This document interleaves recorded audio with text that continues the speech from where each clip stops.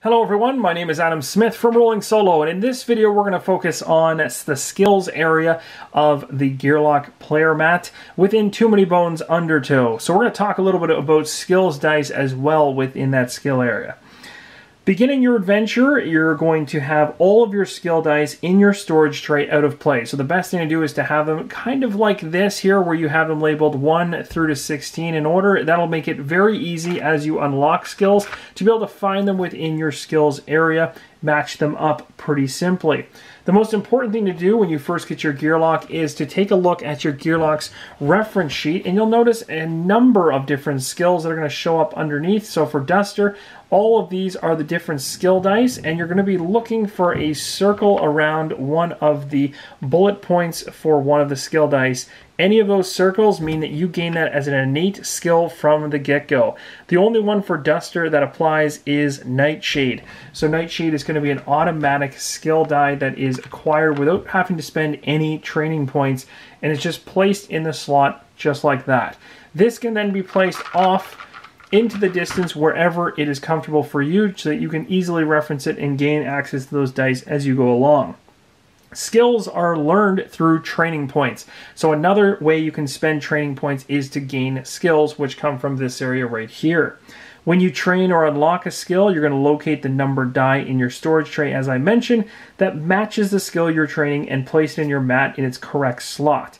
Again, you can match up the die number to the number that's actually on the mat itself to be sure you're putting them in the right space.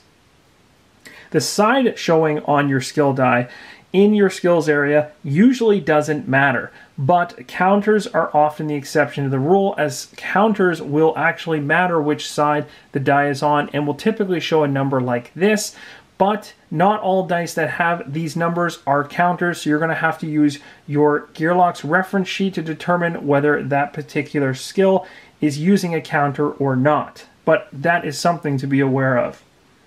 A skill training attempt will always succeed. So there's no rolling for this. You're always going to succeed at it, but you still have to follow progression in terms of the skill tree, and we'll talk more about that later.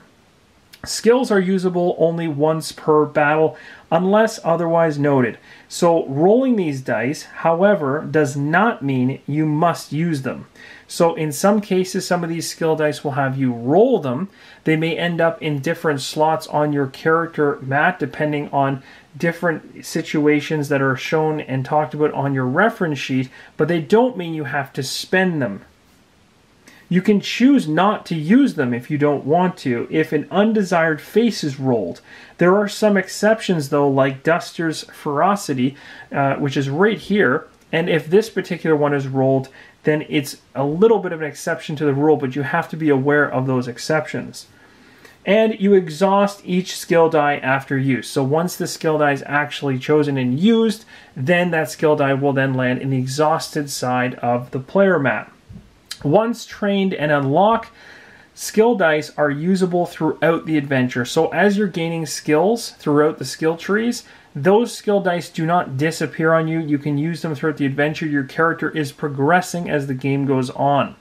Applying skill dice to baddies that deal damage to them is not considered as attacking them, and that's just something to note. So when you have a skill die that ends up landing on a baddie chip that's on the battle mat, which is a separate mat that's not in this video, in those particular cases that's not considered an attack, but those skill dice can sometimes do damage to those baddies.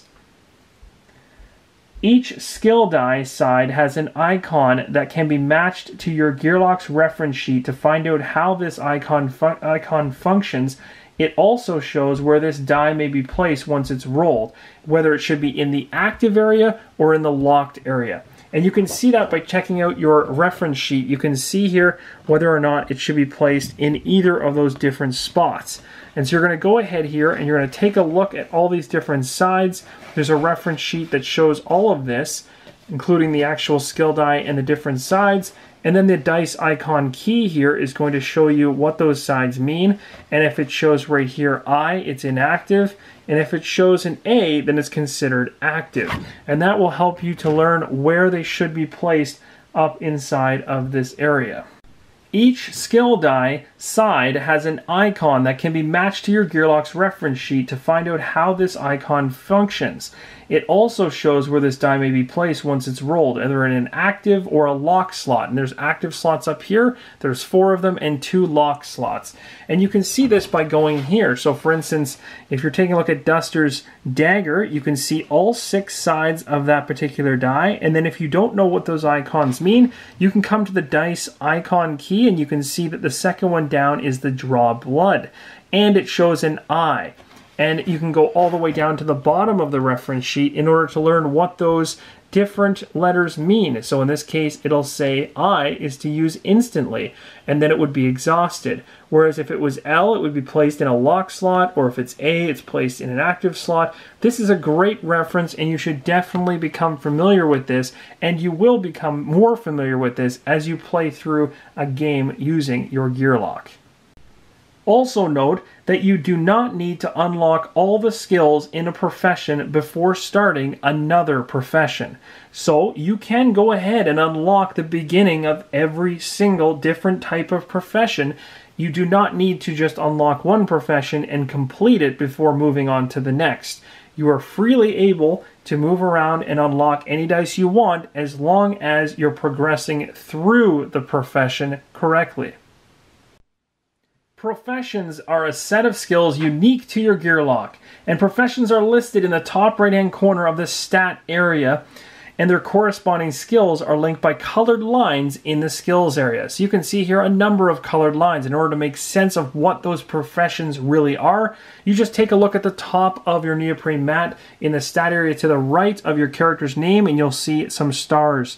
So my professions here for Duster is red is the assassin profession, purple is the survivalist profession, orange is the gadgeteer profession, and green is the wolf sister profession. You can then go to your skills area and actually see those professions starting out and what trains they follow in terms of the breakdown of the stat dice. Starred skills, which are visible next to certain slots in your skills area, are always available for training. So skills like Duster's Dagger, which is part of the assassin profession, or Bottled Smoke, or even Infusion Bracers, both of which have a star, are part of the Gadgeteer profession. Flint and Tinder has a star and is part of, or the start of, the Survivalist profession. And Promise of Prey is the Wolf Sisters beginning of that profession.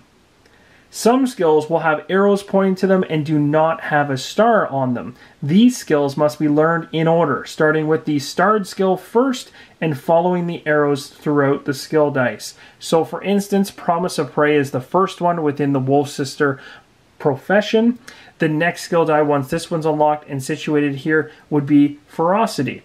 And then from this one, you could actually go in 2 directions, either to Killer Instinct or Alpha Wolf, or if you had 2 training points to spend, you can actually train in both of them. Areas of the skill dice matrix will have yellow in some cases, and these are considered consumable and will be labeled as such on the stat area.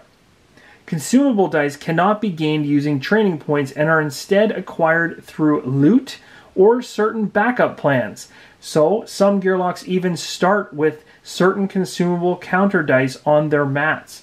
When you acquire a consumable die, take it from your storage tray and place it on your mat. Once a consumable is used, it is removed from your mat, place it back in your storage tray. A few consumables are the exception to this rule and remain on your mat as a counter throughout the entire adventure.